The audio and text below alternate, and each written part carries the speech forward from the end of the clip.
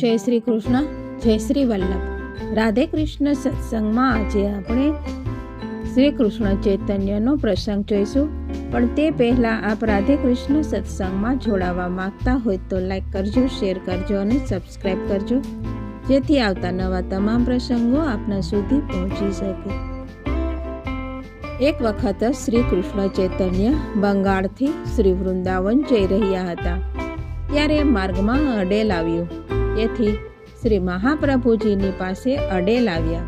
તે સમયે શ્રી મહાપ્રભુજીએ આપણા વહુજી શ્રી મહાલક્ષ્મીજીને કહ્યું કે શ્રી કૃષ્ણ ચૈતન્યને પ્રસાદ લેવડાવો. ત્યારે શ્રી મહાલક્ષ્મીજીએ કહ્યું કે શ્રી ઠાકોરજીને રાજભોગ આવી ગયો, અનોસર પણ થઈ ગયો અને હવે મહાપ્રસાદ હતો તે પણ વહેંચી દીધો છે.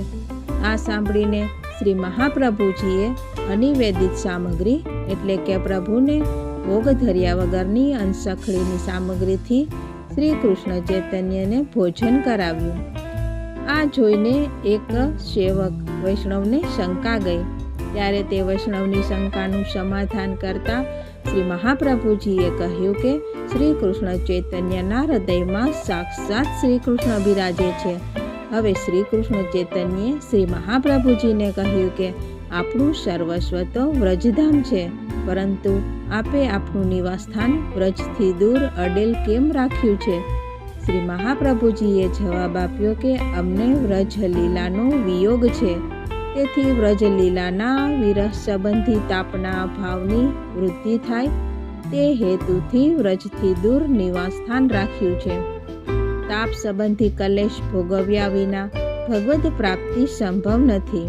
આ વચન સાંભળીને શ્રી કૃષ્ણ ચૈતન્યે પોતાના સેવકોને કહ્યું કે આ શ્રી કૃષ્ણના શ્રીમુખના વચન સિદ્ધાંત રૂપ છે. તેથી જ શ્રી કૃષ્ણ શ્રી વલ્ભાચાર્યજીને શ્રી વલ્ભાચાર્ય રૂપથી પ્રગટ થયા છે, અને તમે પણ શ્રી વલ્ભાચાર્યજીને શ્રી કૃષ્ણ જ સમજજો. આ વિષયમાં પોતાના મનમાં કોઈ પણ પ્રકારની શંકા ન રાખતા. આ સાથે જ આપણે આજના સત્સંગને અહીં વિરામ આપીએ. ફરીથી મળીશું નવા સત્સંગ સાથે. જય શ્રી કૃષ્ણ, જય શ્રી વલ્લભ.